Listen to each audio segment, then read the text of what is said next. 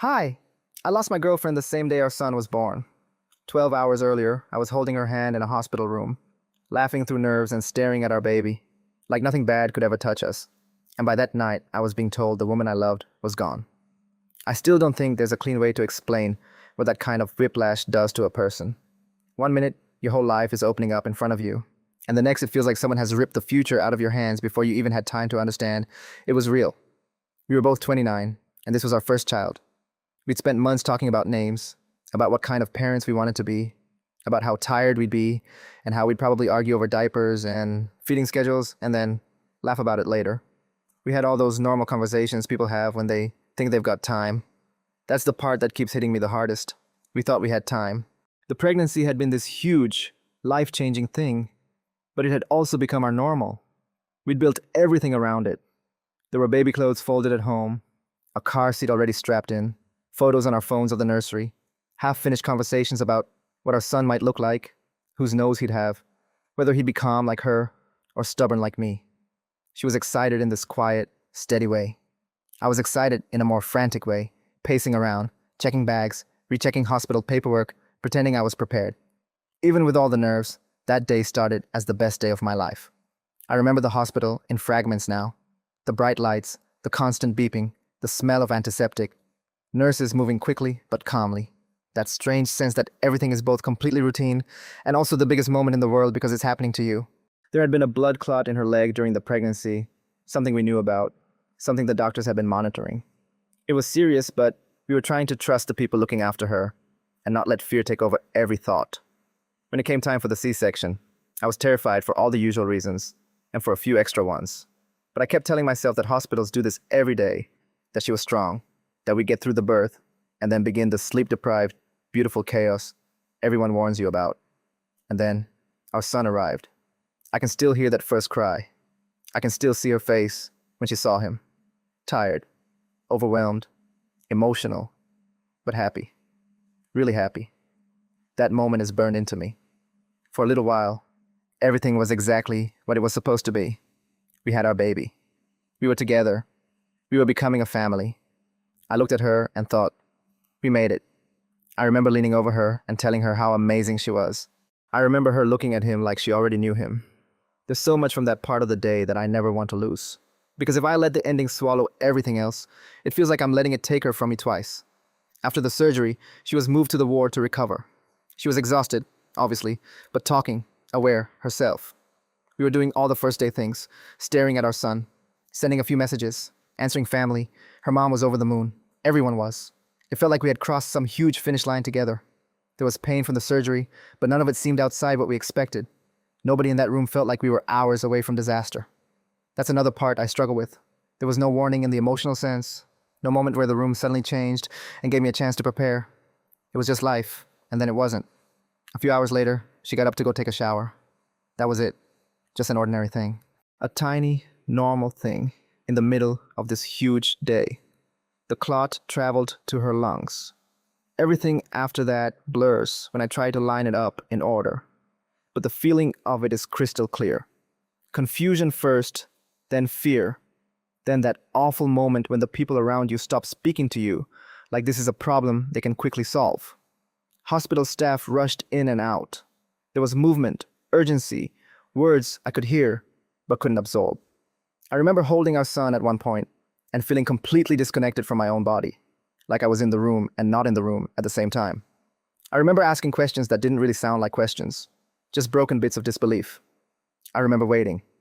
Waiting is a horrible thing when you know something is very wrong, but your brain still refuses to go where reality is heading. And then they told me. I don't even know if I can describe that moment honestly because it still doesn't fit inside language. It didn't make sense. It still doesn't. How can someone be here, talking, smiling at her baby, making plans for tomorrow, and then gone before the day is over? How is that a real sentence? How do you hear it and continue breathing? I think part of me expected someone to come back in and say they'd made a mistake, that this kind of thing happens in nightmares, not in actual maternity wards, after your child has just been born. But nobody came back to fix it. There was no correction, no rewind. Just the unbearable fact that the happiest day of my life had become the worst day of my life before I'd even left the hospital. The emotional contrast of that 12-hour stretch did something to me that I still can't fully explain. I don't think the human mind is built to go from total joy to total devastation that quickly, and then carry on. Because there's a newborn in your arms who needs you immediately. There's no pause button. There's no protected space where you get to collapse first and figure it out later. I was a father the same day I became a grieving partner, and those two realities crashed into each other so hard I could barely stand under the weight of both. I cried every day. I still did the practical things because they had to be done, but I cried every day. Sometimes it was loud, broken crying. Sometimes it was silent, the kind where tears are just there before you even realize you've started. Sometimes it hit me while looking at our son, because he is beautiful and perfect and also the living proof of what we lost at the exact same moment. I would hold him and feel love so intense it hurt, and grief so intense it felt like drowning. I hated that he would grow up without her. I hated that she never got to bring him home. I hated that all the things we had imagined together had instantly become things I'd have to carry alone. Not just for me, either. Her mom, her family, all of them were shattered. There was no version of this that only touched one person. It radiated through everyone who loved her. One of the hardest parts was how quickly the world expects practical decisions after something like that. There are forms, conversations, arrangements, phone calls. People ask you questions when your mind is barely functioning.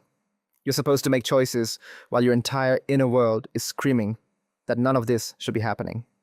I remember feeling angry at reality itself, angry at the normality of everything around me.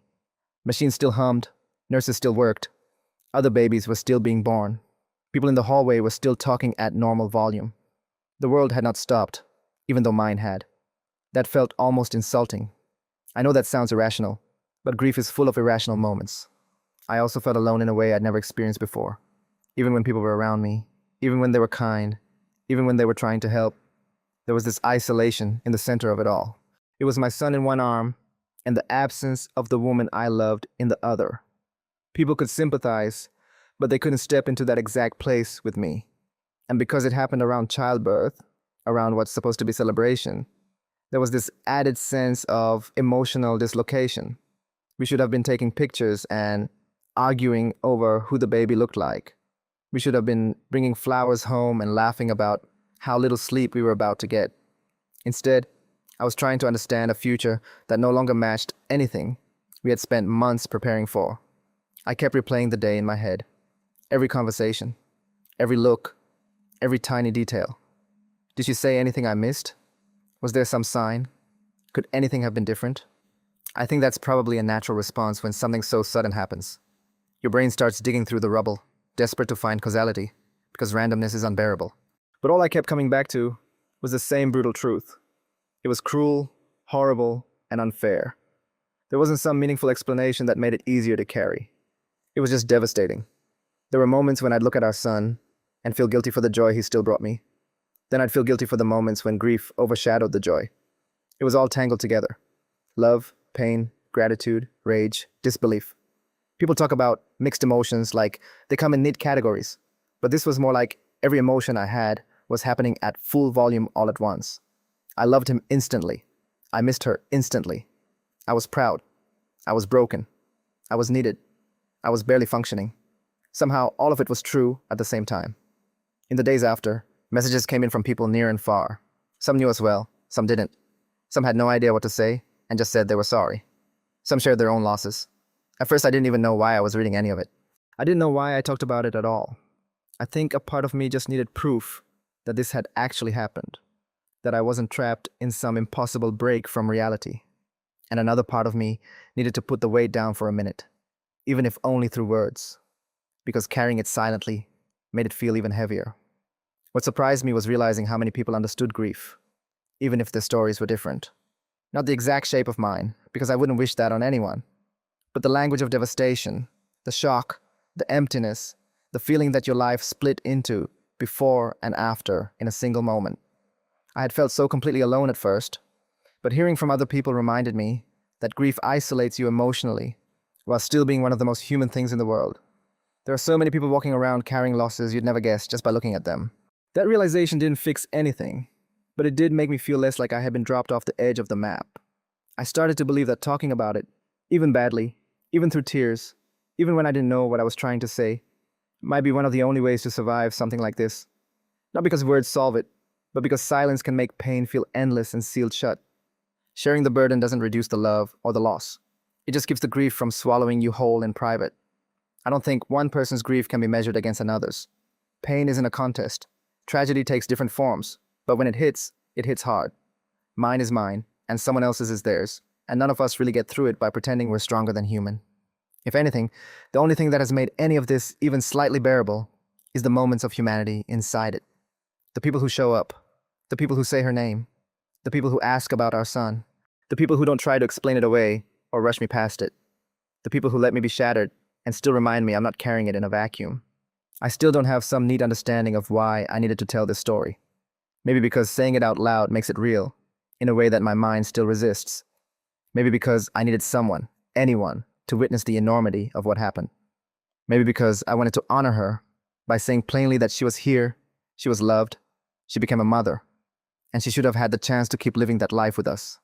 All I know for sure is that 12 hours changed everything. The best day of my life and the worst day of my life are the same day, and I'm still trying to learn how to live inside that truth. Our son is here. He deserves everything I have. Her family is grieving. I am grieving. The future we planned is gone, and the shape of the new one is something I still can't fully see. But I do know this. I felt completely alone in my grief at first, and I don't feel that in quite the same way anymore. There are people who understand heartbreak, people who can hold space for it, people whose kindness reaches further than they probably realize. And in a time when I honestly didn't know what could possibly help, that mattered. From the bottom of my heart, it mattered.